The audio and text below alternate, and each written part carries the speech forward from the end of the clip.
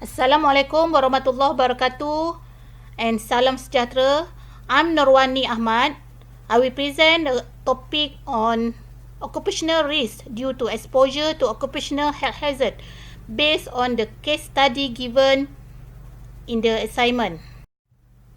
On 18 September 1991, it was reported 4 female production operators from a cable and wire manufacturing factory had become partially paralyzed after being exposed to a chemical.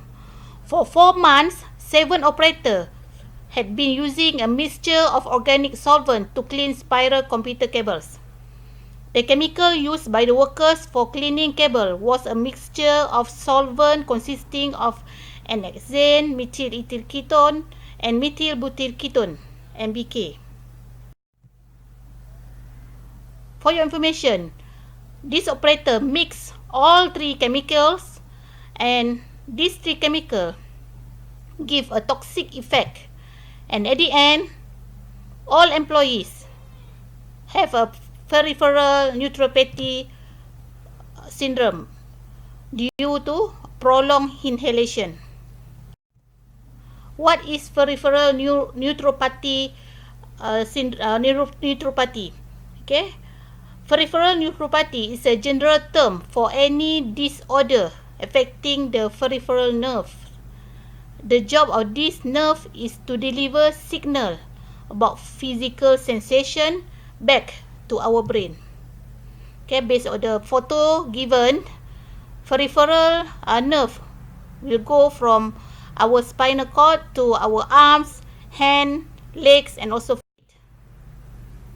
What is peripheral neutropathy? The 3 types of peripheral nerves are sensory nerve, which connect to our skill, okay? And then we also have motor nerve, which connect to our muscle, all our muscles in our body, and also automatic nerve, which connect to our internal organs. Example, our kidney, our liver. Peripheral nerve also send sensory information back to the brain and spinal cord. Peripheral nerve system connect the nerve from brain and spinal cord or central nerve system to the rest of our body. This also include arms, hand, feet, leg, internal organ, mouth, and also face. What are the symptoms of this peripheral neutropathy?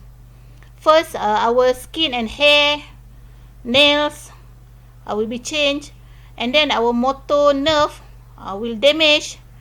Also, we will have painful cramps, and then our muscle loss. Also, the other symptom is fasciculation, meaning that we will have a muscle contraction, and also bone degeneration. Okay, at the end, we want to know, does the combination of these 3 chemicals, N-hexane with MBK and MEK, enhance the toxic effect of N-hexane? I tried to find a study or journal by scientists or by chemists, okay, and then I found one journal on an experimental study of combined effect of N-hexane and methyl ethyl ketone did by Takuchi and his friend. This journal on 1983. Okay, based on his study, he was intended to determine whether or not methyl ethyl ketone MEK enhance the neurotoxicity of the N-hexane at low concentration and after long-term exposure. He separated group of 8 rates were exposed to 100 ppm N-hexane, 200 ppm MK, 100 ppm N-hexane plus 200 ppm MK, and also of fresh air in an exposure chamber for 12 hours a day for 24 weeks. Okay, 24 weeks, we can estimate it around 6 months. Okay, based on the result, of course, yes, MEK might enhance the neurotoxicity of N-hexane at a low concentration. And then in his journal also, he mentioned that mixed exposure to NHZN and MEK should be avoided. Okay, we want to know what is NHZN, what is the MEK, and also MBK. Okay, NHZN is a hydrocarbon solvent, and then health effect. Inhaling of NHZN can cause nerve damage and paralysis of the arms and also other body. Second, methyl ketone, also known as butanone, okay, is an effective solvent.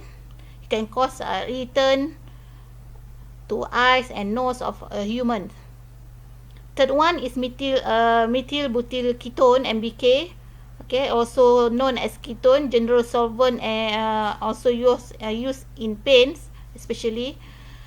Inhalation of high concentration of vapor may result in narcosis, peripheral neuropathy, or may develop. Okay, this combination of these three chemicals, if we mix it together, it may cause high effect and toxicity to the body. EMG also based on the epidemiological and clinical studies. Okay, we could find the root cause, and the investigation report will be more accurate by having the third party observation, third party feedback, especially from the qualified doctors. What are the contributing factors to this incident? Okay, based on the case study, the main contributing factors are first, the toxic substance used in the mixing process. As we know, there are three chemical use. Exposure to the high concentration, high volume, quantity of toxic substance can make one susceptible to the peripheral nerve damage. Second, repetitive stress. If we refer to the case study, employee wipe the cable continuously, meaning that they have the ergonomic risk, ergonomic hazard in their job. So that a job that puts stress on one nerve for long period of time increase the chance for development of peripheral neuropathy. Beside that, the third one, diabetes. If employees have diabetes, especially if their sugar level are poorly controlled, they have potential affected of peripheral neuropathy.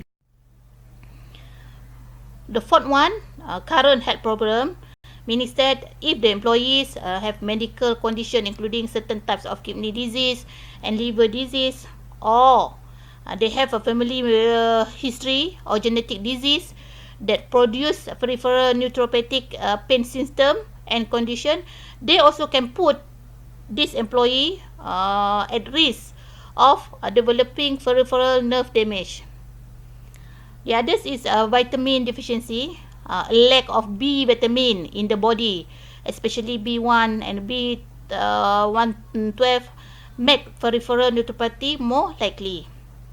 The last one is autoimmune disease, such as rheumatoid arthritis and also lupus, in which immune system attack the body tissue. Since this case study affected all female employee, okay, we know that employees, female, especially female, they have a low immune system compared than men. Okay, especially in terms of the body tissue, okay, in terms of the bone, okay. Therefore, female have more risk compared than male employees. Okay, this is a reference that I use to complete this study. Okay, thank you very much. From me, Norwani Ahmat.